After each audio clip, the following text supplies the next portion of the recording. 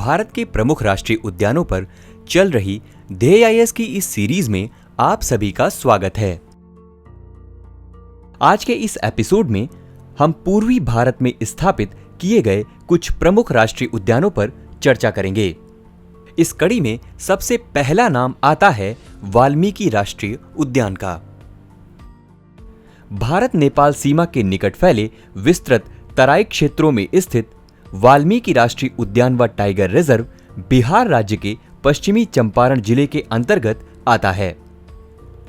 गौरतलब है कि यह उद्यान उत्तर में नेपाल के रॉयल चितवन नेशनल पार्क और पश्चिम में हिमालय पर्वत की गंडक नदी से घिरा हुआ है।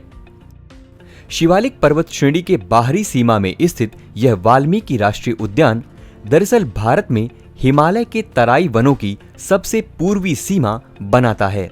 बिहार के इस एकमात्र राष्ट्रीय उद्यान और टाइगर रिजर्व में गंडक के अलावा हरहा मसान नदी तंत्र भी स्थित है, जिसकी उत्पत्ति यहाँ के तराई के जंगलों से हुई है। इसके अलावा नेपाल से भारत में बहने वाली पंडई नदी इस उद्यान की पूर्वी सीमा को निर्धारित करती है तथा आगे जाकर मसान नदी में मिल जाती है।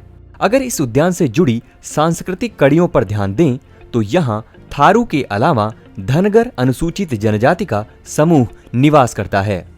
भाबर और तराई क्षेत्रों के सम्मिश्रण को दर्शाता यह वाल्मीकि राष्ट्रीय उद्यान कई दुर्लभ व लुप्तप्राय जीव जंतुओं को आश्रय भी प्रदान करता है, जैसे कि बंगाल टाइगर, भारतीय गैंडा तथा गिद्ध की अनेक प्रजातियों को यह आश्रय प्रदान करता है। राष्ट्रीय उद्यानों के इस क्रम में बढ़ते हैं हमारे अगले उद्यान की ओर, जिसका नाम है बेतला राष्ट्रीय उद्यान व टाइगर रिजर्व। वर्ष 1986 में राष्ट्रीय उद्यान का दर्जा प्राप्त करने वाला बेतला राष्ट्रीय उद्यान झारखंड राज्य के छोटा नागपुर पठार में स्थित है।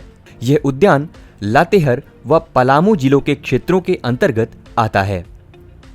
गौरतलब है कि बेतला राष्ट्रीय उद्यान वर्ष 1974 में स्थापित किए गए पलामू टाइगर रिजर्व का एक अहम हिस्सा है।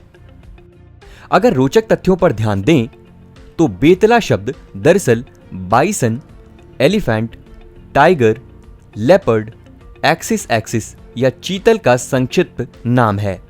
इसके अलावा क्वीन ऑफ छोटा नागपुर के नाम से प्रसिद्ध नेतरहाट नगर लातेहार जिले में स्थित एक लोकप्रिय हिल स्टेशन है। बेतला राष्ट्रीय उद्यान व रिजर्व के भीतर से ही कोयल और बरहा नदी बहती हैं, जो आगे जाकर सोन नदी में मिल जाती हैं। यहाँ के दर्शनीय स्थलों में पलामू किला, कमलदाह झील, लोध झरना शामिल हैं। अगर यहाँ के जीव जंतुओं की बात करें तो यहाँ बड़ी संख्या में बाघ, हाथी, हिरण व विभिन्न दुर्लभ प्रजातियों के पक्षी पाए जाते हैं।